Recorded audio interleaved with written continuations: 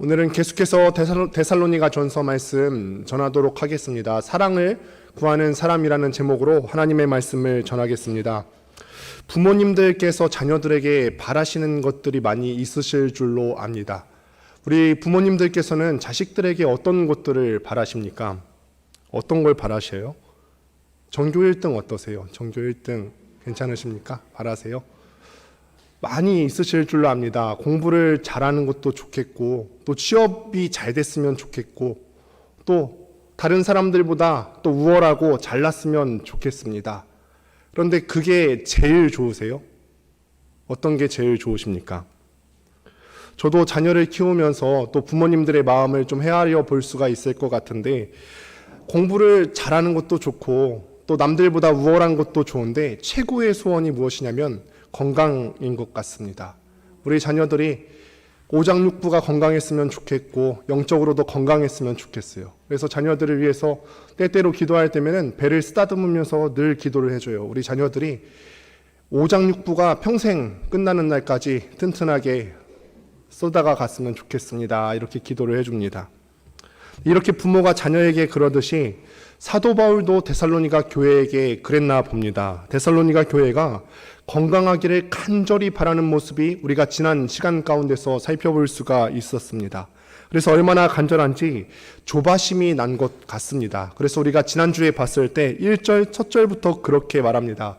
그러므로 우리가 참다 못하여. 데살로니가 교회를 너무 사랑하는데 사랑하다가 참다 못하여.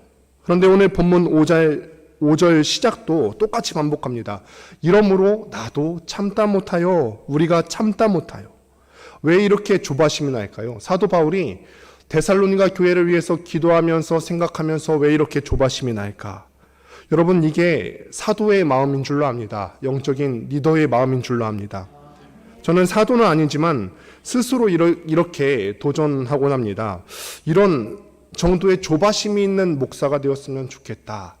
하나님께서 나에게 영혼을 맡겨주시고 돌보는 사역자로 세워주셨는데 이런 영혼을 생각할 때마다 이렇게 조바심이 있는, 이런 정도의 조바심이 있는 목회자가 되었으면 좋겠다. 맡고 있는 영혼들이 온전하게 서는 게 내 눈에 안 보이는데 내 마음이 평안하고 아무 걱정이 안 된다면은 이거는 잘못된 거죠. 정말 여러분들 한 분 한 분이 또 제가 맡고 있는 청년들 한 사람 한 사람이 그리스도 안에서 건강하고 우뚝 설 수 있게 되기를 간절히 바랍니다. 8절을 먼저 보면은 바울이 이렇게 말하는데 8절을 함께 보도록 하겠습니다. 함께 읽습니다. 시작.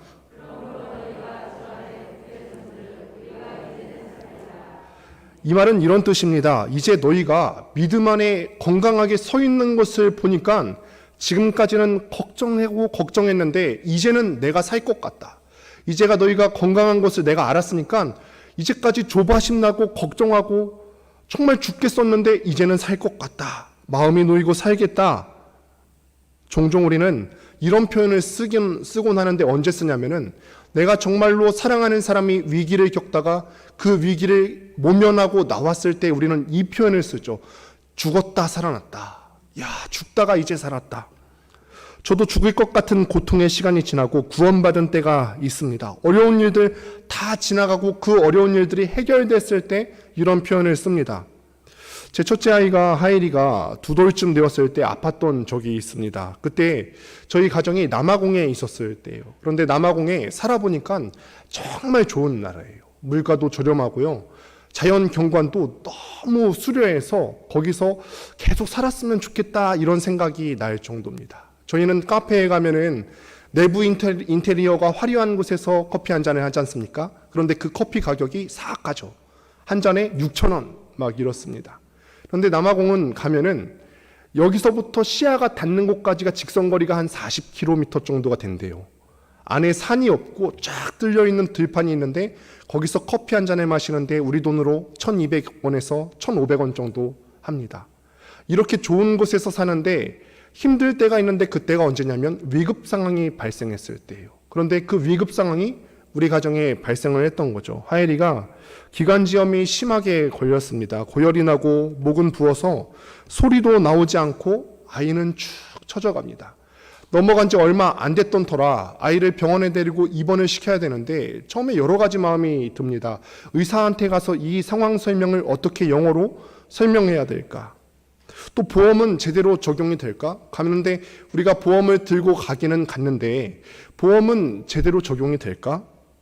갔더니 당장 입원을 해야 한다고 합니다. 그래서 아이에게 링거를 꽂으려고 병실에 대기를 하고 있는데 저희 아내가 주사 꽂는 것은 차마 눈 뜨고 못 보겠다고 저한테 대신 들어가라고 하더라고요. 그래서 제가 들어가서 있겠노라고 딱 들어가서 팔다리를 붙들고 있어야 되지 않겠습니까? 근데 팔다리를 붙드는데 마침 그 의사와 간호사가 아이의 혈관을 잘 못 찾는 거예요.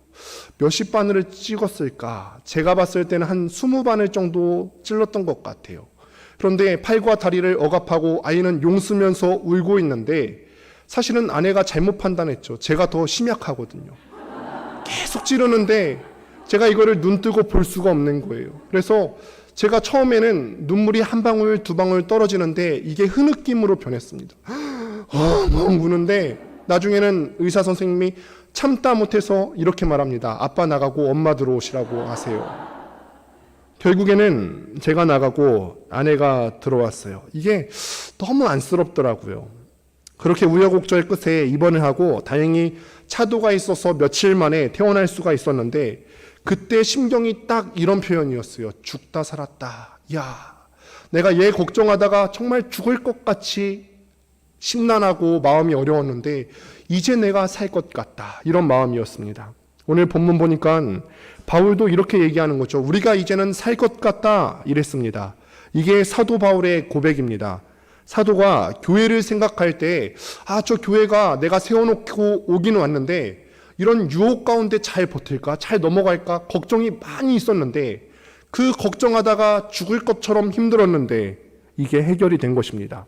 이 간절한 마음을 따라서 5절을 쓰는데 조금 더 정확하게 번역을 하자면 이렇습니다. 이 환난 때문에 더 이상 참지 못하고 시험하는 자가 너희를 미혹하지 않았다는 것과 우리의 수고가 헛되지 않다는 것을 알기 위해서 보낸다라는 뜻입니다.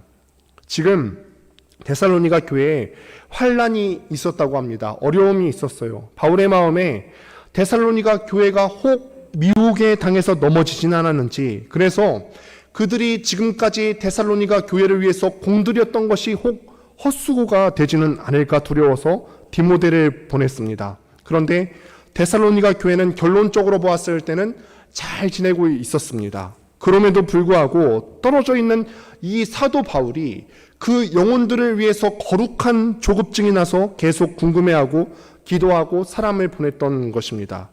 이와 마찬가지로 여러분들께서도 저와 또 여러 영적인 리더십들을 위해서 기도해 주실 때는 거룩한 조바심이 날마다 일어나도록 기도해 주시기를 바랍니다. 사도가 가장 어려워하는 게 지금 무엇일까요? 사도 마음 가운데 가장 어려운 게 무엇일까요? 이거는 바로 교회를 유혹하는 문화들이죠. 유혹하는 것입니다. 여러분 꼭 기억해 주셨으면 좋겠습니다. 사도 바울이 사역했던 수천 년 전에 이때나 지금 현재 한국 교회가 있었을 때나 교회를 정말로 어렵게 하는 것은 외적인 환난이 아니죠. 언제든지 교회는 환난이 있을 때마다 어려움을 돌파하고 통과해서 왔습니다. 일제강점기 때도 교회는 이겨냈지요. 로마 황제들의 박해, 그 초대교회들의 로마 황제들의 박해도 다 이겨냈어요. 그런데 교회가 자주 넘어지는 것이 있는데 그것이 무엇이냐면 유혹입니다. 예나 지금이나 교회를 넘어뜨리기 위해서 사단이 쓰는 전략이 무엇이냐면 어떤 외적인 외압이나 외적으로 우리를 공격하는 것이 아니라 속에서부터 우리를 골마 터지게 만드는 내적인 유혹입니다. 여러분 진지하게 우리 스스로에게 또 묻습니다. 나는 그렇다면은 이 내적으로 나를 공격해 들어오는 유혹을 이겨낼 준비가 되었는가?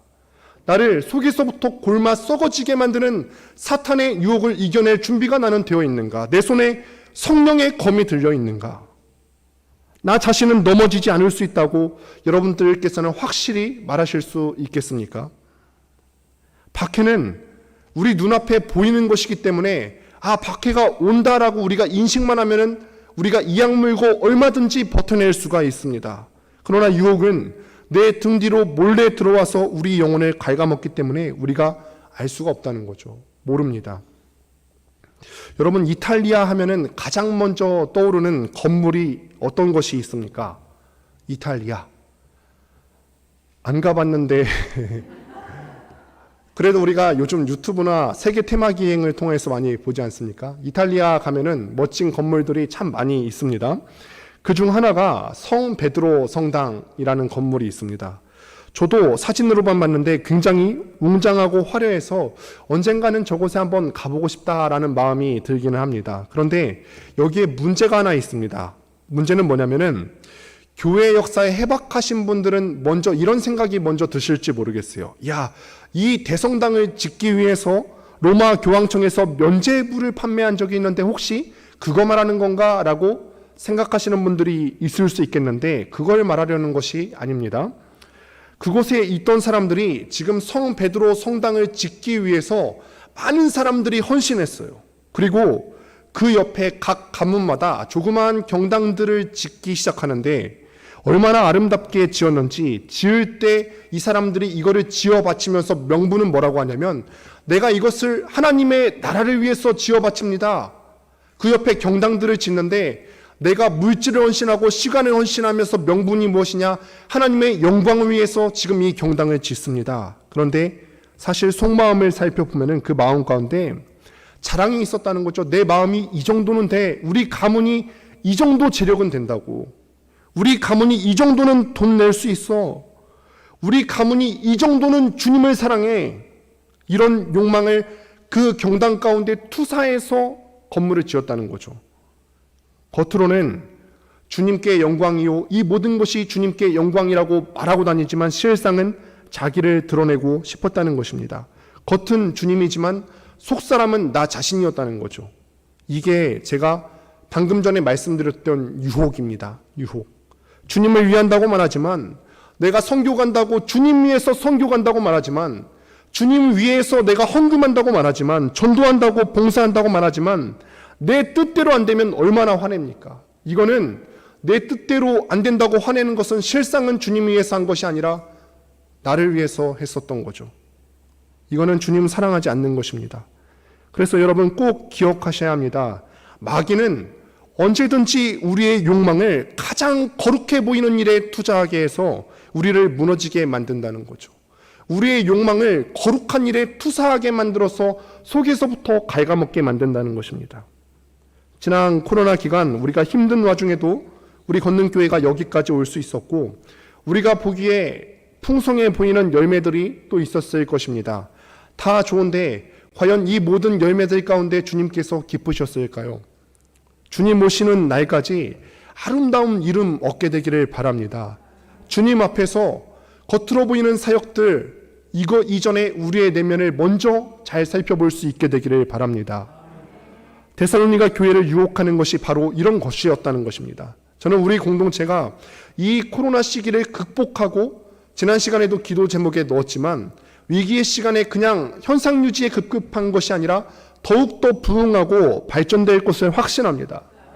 이전에 예배에 못 나왔던 성도님들은 회복이 될 것이고 코로나 기간에도 잘 버텨냈듯이 우리 공동체가 건강함을 유지한다면 계속해서 부흥될 줄로 확신합니다. 그런데 이렇게 자리가 채워지는 것 주님께서 기뻐하시는 일이지만 이것이 제일 중요한 것이 아니라 한 사람 한 사람이 죄의 자리에서 예수님의 자리로 회개의 자리로 옮겨졌는가, 한 사람이 옛날 하나님께서 싫어하시던 그 습관에서 벗어버리고 예수님의 제자로 닮아가는 변화에 집중하지 않는다면은 큰 성당을 지어놓고 좌우에 자기 이름 위해서 경당을 짓는 이 사람들과 다를 바가 하나도 없다는 이야기입니다. 그래서 그 깨달음 끝에 이렇게 생각해 보게 되었어요.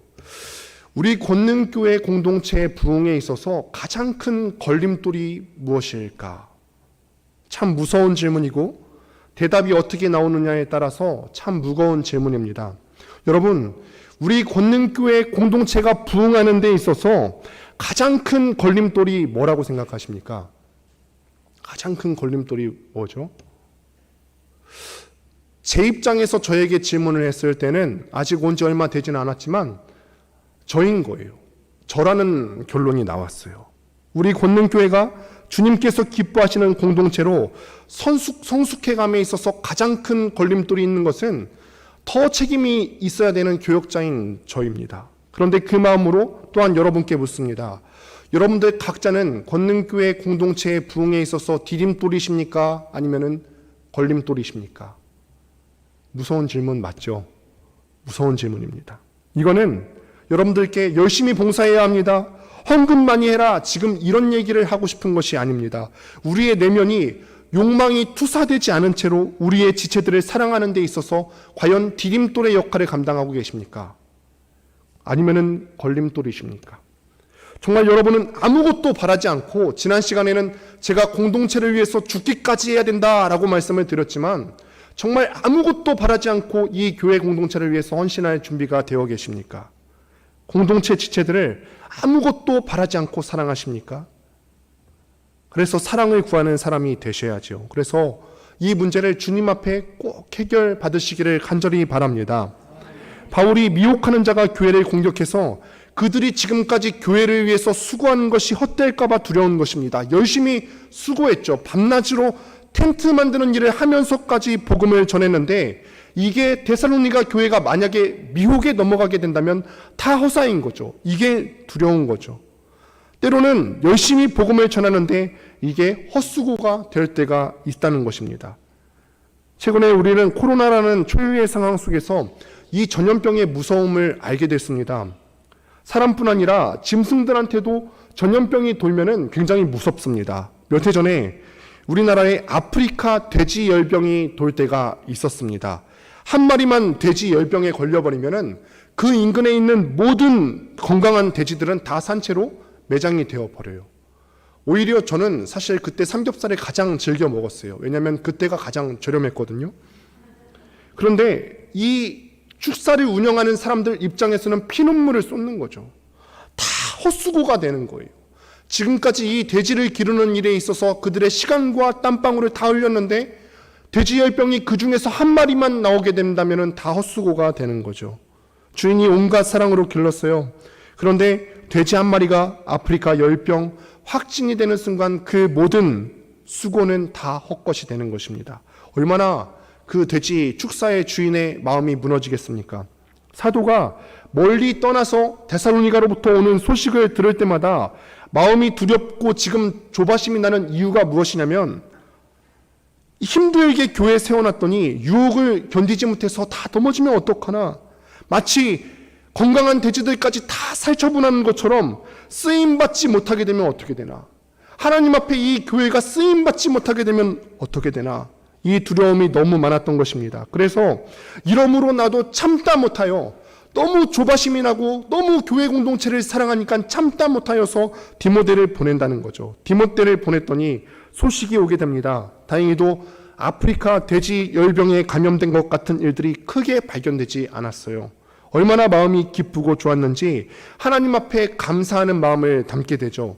디모데가 전한 소식이 여러 가지가 있는데 그 중에 첫 번째 소식은 무엇이냐면, 그 교회가 그 믿음 가운데 견고하게 섰다라고 소식을 전합니다. 많은 박해도 있고 헬라 문화에 수많은 유혹이 있었지만 그 교회가 그 유혹 가운데 넘어가지 않고 믿음 가운데 굳건하게 섰다. 유혹을 다 견디고 예수님을 바라보는 믿음이 견고하다고 디모데가 바울에게 전해준 것입니다. 두 번째로는 자기들끼리 너무너무 사랑했다라고 이야기합니다. 세 번째로는 멀리 떠나 있는 사도를 끊임없이 그리워하고 사도의 가르침을 따르려고 하고 사랑하고 있었다는 것입니다. 본문 3장 6절에 함께 보시도록 하겠습니다. 함께 6절 말씀을 읽습니다. 시작.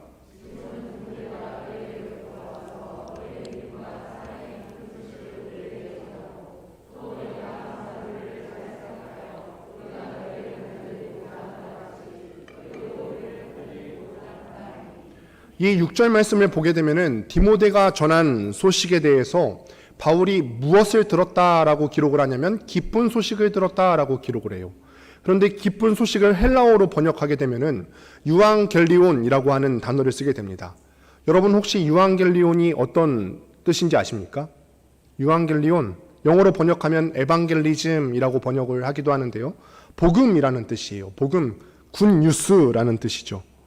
근데 여러분, 복음이 무엇입니까? 복음이 뭐죠?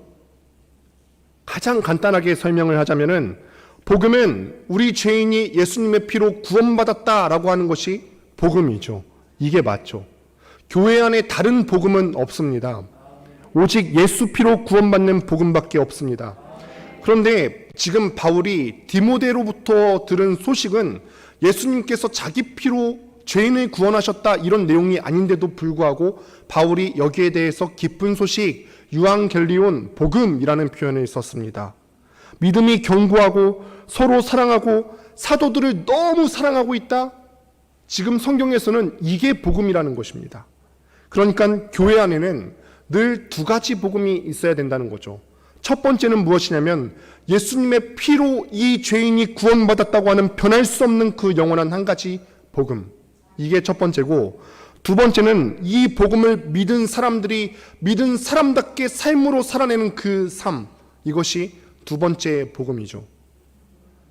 지금은 눈에 보이지 않는 예수님을 믿는 복음뿐 아니라 교인들이 경계를 넘어서서 내 자기중심성을 넘어서서 다른 사람을 사랑하는 것, 이것이 교회가 실천해야 되는 두 번째 복음인 거죠. 우리 권능교회 이 두 가지 복음이 넘치기를 주님의 이름으로 축원합니다. 정말 주님 사랑하는 마음으로 복음받고 서로 사랑하는 것이 우리 권능교회 공동체 가운데 넘쳐나게 되기를 축원합니다. 이것이 얼마나 좋았던지 사도 바울이 오늘 본문 7절에서 말합니다. 7절을 함께 읽어보겠습니다. 시작.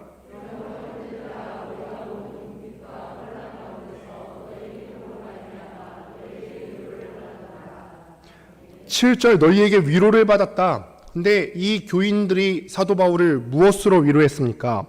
돈을 보내준 게 아니었어요. 디모데로부터 들려오는 그 소식, 사도들을 기억하고 그 사도들이 그 교회에 있었던 전했던 그 복음을 기억하고 지금도 사도들을 사랑하는 그 마음, 여전히 박해와 궁핍과 환난 가운데 있는 이 사도들을 위로했다라고 바울이 기록합니다.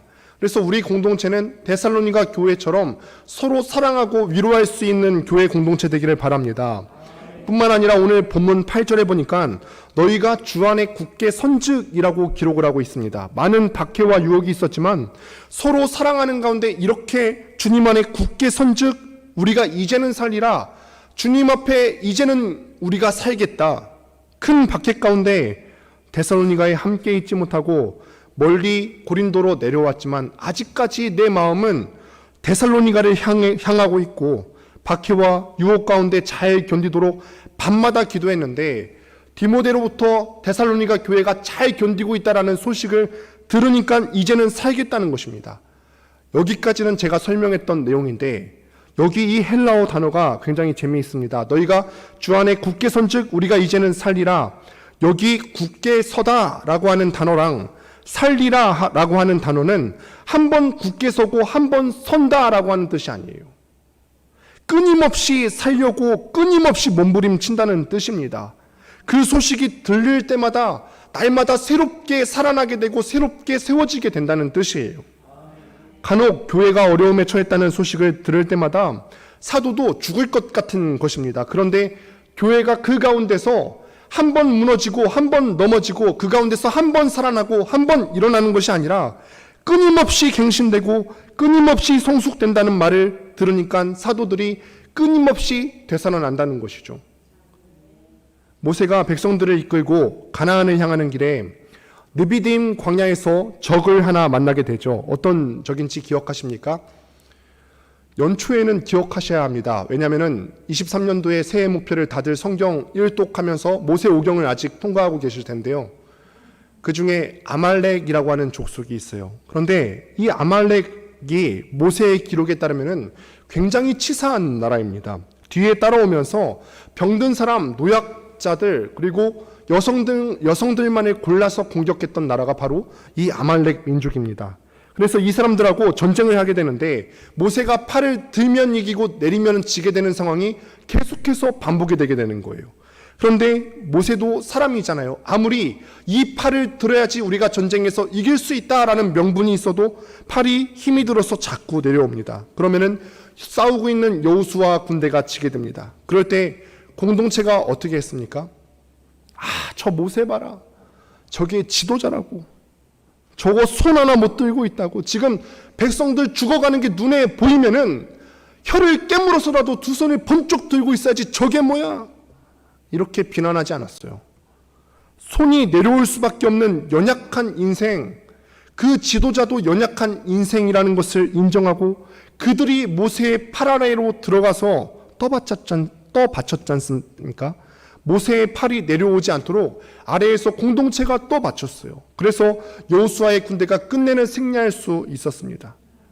그런데 이 기사를 보면서 교회가 딱 이거다라는 생각이 들었어요. 교회다. 어떤 한 사람이 옆에 있는 사람을 바라봤을 때 지금 현재로는 기도 생활이 무너져 있을 수 있고 지금 현재로는 내 옆에 있는 그 사람이 어려울 수가 있어요. 연약해서 지칠 수 있죠. 그럴 때 남을 비난하면 안 된다는 거예요. 저 사람 저렇게 신앙이 약해서는 안 되는데 혀를 끌끌 차면서 비난해서는 안 된다는 거죠. 나와 생각이 다르고 좀 연약한 지체가 보이면 우리가 어떻게 해야 하느냐? 야, 저거 팔 하나 못 드네. 지금 명분이 확실히 있는데도 팔 하나 못 드네 비난하는 것이 아니라 그 팔 아래 들어가서 팔을 또 받쳐야 된다는 것입니다. 그 사람은 힘이 하나도 안 들고 나는 힘들게 되죠. 내가 그 사람 밑으로 들어가서 팔을 떠받치게 되면은 그 사람은 힘 안 들고 힘든 건 나뿐입니다. 그래도 그렇게 해서라도 우리가 이겨야 되는 전쟁이었다면은 교회도 마찬가지죠. 마귀와 싸워서 이기려면은 우리 서로가 다 피곤한 인생이지 않습니까? 그래서 마귀와 싸워 이기려면은 서로에게 도움이 되고 서로의 견고한 팔이 되어주기 위해서 그의 아래로 들어가는 연습을 끊임없이 반복해서 하셔야 된다는 거죠. 데살로니가 교회는 이렇게 서로 부족함에도 사랑하면서 지냈다는 것입니다. 이것이 사도들을 살리는, 끊임없이 살리게 되는 기쁨이고 즐거움이었다는 것이에요. 그런데 사도가 욕심이 많아요. 저라면요, 야, 공동체가 서로 사랑하는데 너무너무 사랑해. 이 정도만 들어도 매우 흡족할 것 같습니다. 이 정도 잘하고 있으면은 더 이상 욕심 부리면 안 될 것 같은데 본문 10절 말씀을 같이 한번 읽어보도록 하겠습니다. 성경을 보시고 함께 읽습니다. 시작.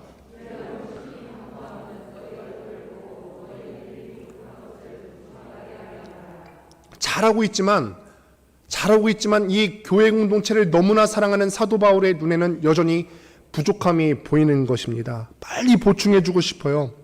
사실 다음 주 수요 설계는 이 데살로니가 교회에 어떤 모자람이 있는지 함께 보시게 될 텐데 그 모자라고 아픈 부분들을 사도의 마음으로 바라보니까 너무 마음이 아프고 빨리 보충해주고 싶은 것입니다. 마음이 너무 간절합니다.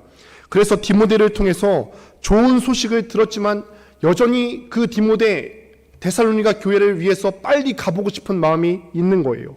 그래서 오늘 편지 마지막 부분에 기도 제목을 붙이지 않습니까?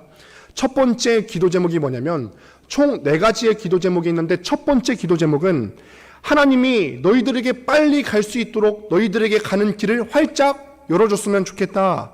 두 번째로는 너희가 정말 사랑한다는 소식을 들으니까 너무 좋은데 거기서 머물면 안 되고 넘쳐 흘러야 된다.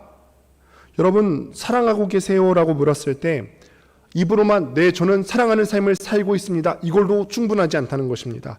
사랑이 넘쳐서 데살로니가 지역을 넘어서서 저 멀리 있는 고린도까지 소문이 났듯이 우리 교회가 사랑이 넘치는 것이 지역사회 가운데 소문이 나야 된다는 거죠.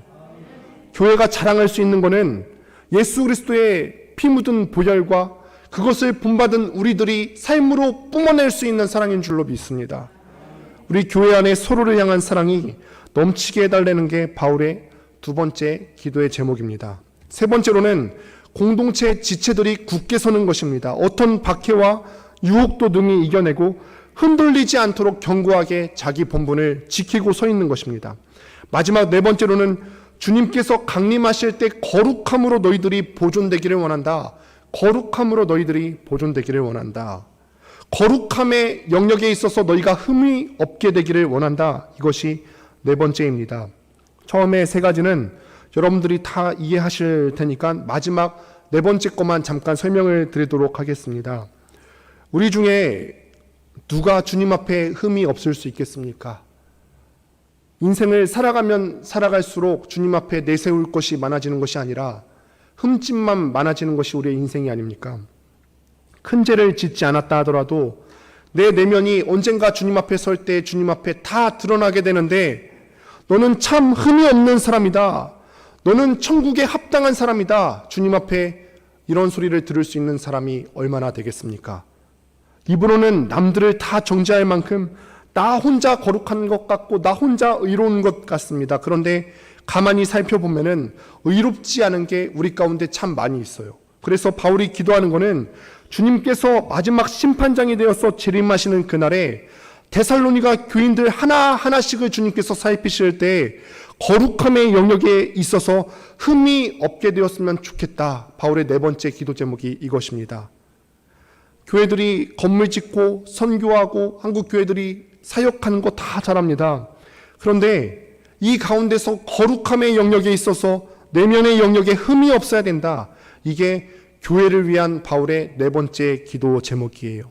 죄짓지 않는다는 말이 아니라 연약함 가운데 우리가 다 죄를 지을 수 있죠. 그런데 그 가운데서 빨리 일어나서 회개하고 거룩함으로 다시 옷 입으라는 이야기인 것입니다. 바울이 다음 주에 굉장히 마음이 아픈 말을 전합니다.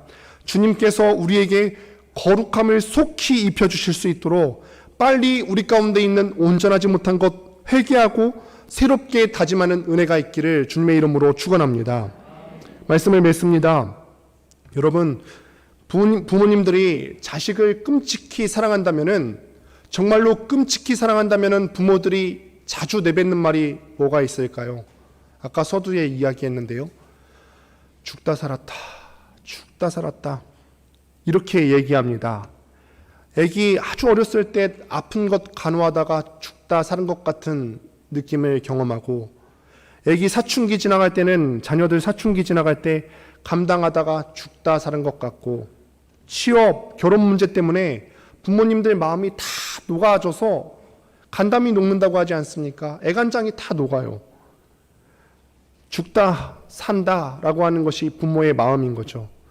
그런데 우리 권능교회를 바라보시는 우리 주님의 마음도 이와 같을 것 같다는 생각을 해보게 됩니다. 그러실 겁니다. 이제는 우리가 주님 앞에 견고하게 서는 모습 보이시게 되기를 바랍니다. 거룩함의 영역에 있어서 주님, 우리 주님 죽다 살았다라는 소식 이야기하지 않으시도록 거룩함의 영역에 있어서 견고하게 서게 되시기를 바랍니다. 그리고 주님께서 우리에게 간절하게 원하시는 삶의 모습이 있습니다. 다른 지체들을 사랑하는 삶이죠. 그냥 남을 미워하지 않는 것은 충분하지 않습니다. 그냥 나 저 사람 미워하지 않는데 이걸로 충분하지 않은가? 충분하지 않습니다. 주님께서 먼저 우리에게 그러셨듯이 우리도 다른 성도님들, 지체들을 바라볼 때 충분히 사랑할 수 있도록 구하는 여러분들 되시기를 주님의 이름으로 축원합니다.